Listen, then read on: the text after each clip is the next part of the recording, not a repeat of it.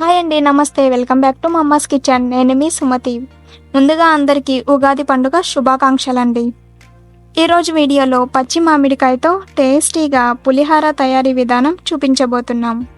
జనరల్గా పులిహార అంటే నిమ్మరసంతోనో చింతపండు రసంతోనో చేసుకుంటూ ఉంటాం. మరి ఈ ఉగాది పండుగకి స్పెషల్గా మామిడికాయ పులిహార ఎలా చేయాలో చూపిస్తున్నాము, చూసేయండి. ముందుగా రైస్ ప్రిపేర్ చేసుకోవడానికి కుక్కర్లో ఒక గ్లాస్ రైస్ తీసుకున్నాం. రైస్లో కూడా చాలా టైప్స్ ఉన్నాయి కదా, సో ఇవొచ్చేసి బుల్లెట్ రైస్ అండి. ఈ రైస్తో పులిహోర చేసుకుంటే పులిహోర పొడి పొడిగా చాలా బాగొస్తుంది. ఇప్పుడు ఈ రైస్ని శుభ్రంగా వాష్ చేసి అన్నం పొడి పొడిగా ఉండడం కోసం ఒక గ్లాస్ రైస్కి 2 గ్లాసుల వాటర్ పోసుకుంటున్నాం. ఇప్పుడు కుక్కర్ మూత పెట్టకుండా స్టవ్ పైన పెట్టుకొని రైస్ని ఉడికించుకుందాం. ఒకవేళ మీరు ఇక్కడ నార్మల్ రైస్ తీసుకున్నట్లయితే 1 టేబుల్ స్పూన్ ఆయిల్ వేసుకోండి. మేమైతే ఇక్కడ ఆయిల్ వేసుకోవట్లేదండి. ఈ బుల్లెట్ రైస్లో ఆయిల్ వేయకపోయినా మనం తీసుకునే వాటర్ మెజర్మెంట్స్ కరెక్ట్గా ఉంటే చాలండి, అన్నం పొడి పొడిగా చక్కగా వస్తుంది.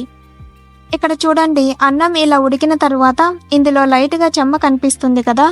ఇప్పుడు కుక్కర్ పైన ప్లేట్ పెట్టేసి అన్నంలోని చెమ్మంతా పోయే వరకు మంటని లో ఫ్లేమ్లో పెట్టుకొని ఉడికించుకుందాం. చూడండి, అన్నంలోని చెమ్మంతా పోయింది కదా. ఇప్పుడు స్టవ్ ఆఫ్ చేసి అన్నం చల్లార్చుకోవడానికి ఏదైనా వెడల్పుగా ఉన్న ప్లేట్లోకి తీసుకుందాం. ఇలా వెడల్పుగా ఉన్న ప్లేట్లోకి తీసుకుంటే అన్నం త్వరగా చల్లారిపోతుంది.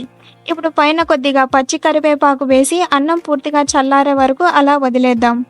ఈ అన్నం చల్లారే లోపు పులిహోరకి కావాల్సిన మామిడికాయను తురుముకోవడానికి వాష్ చేసి పెట్టుకున్న మీడియం సైజ్ మామిడికాయలు 2 తీసుకొని మామిడి తొక్కని ఇలా పీల్ చేసి పెట్టుకున్నాం. ఇప్పుడు మామిడికాయని కట్ చేయకుండా అలానే తురుముకుంటే ఈజీగా అయిపోతుంది.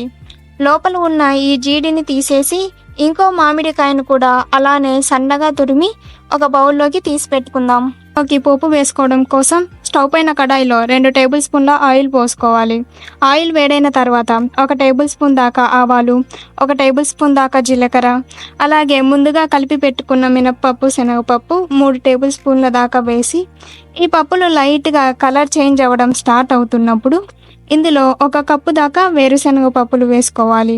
ఈ వేరుశనగ పప్పు కాస్త కలర్ చేంజ్ అయిన తర్వాత ఇందులో ఒక 10 వరకు చిన్నగా తుంచి పెట్టుకున్న ఎండుమిర్చి, పొడవుగా కట్ చేసుకున్న పచ్చిమిర్చి 6 వేసుకోవాలి.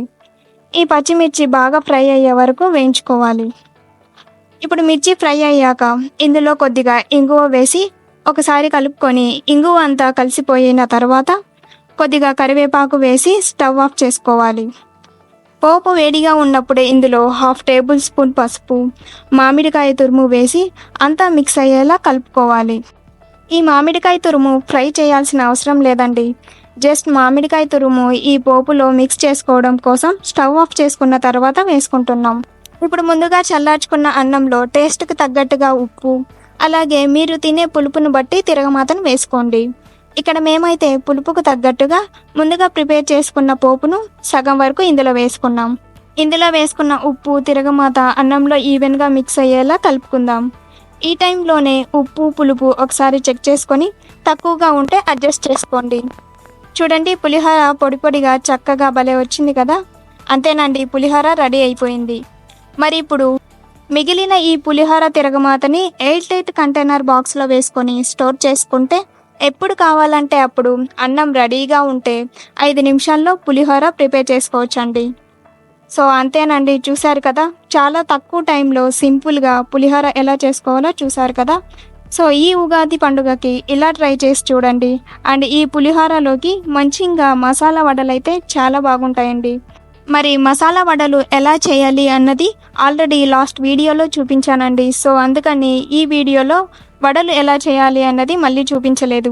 ఒకవేళ మీరు చూడాలి అనుకుంటే కింద డిస్క్రిప్షన్లో లింక్ ఇచ్చాను, ఒకసారి చెక్ చేసుకోండి. మరి ఈ వీడియో మీకు నచ్చినట్లయితే లైక్ చేయండి, షేర్ చేయండి.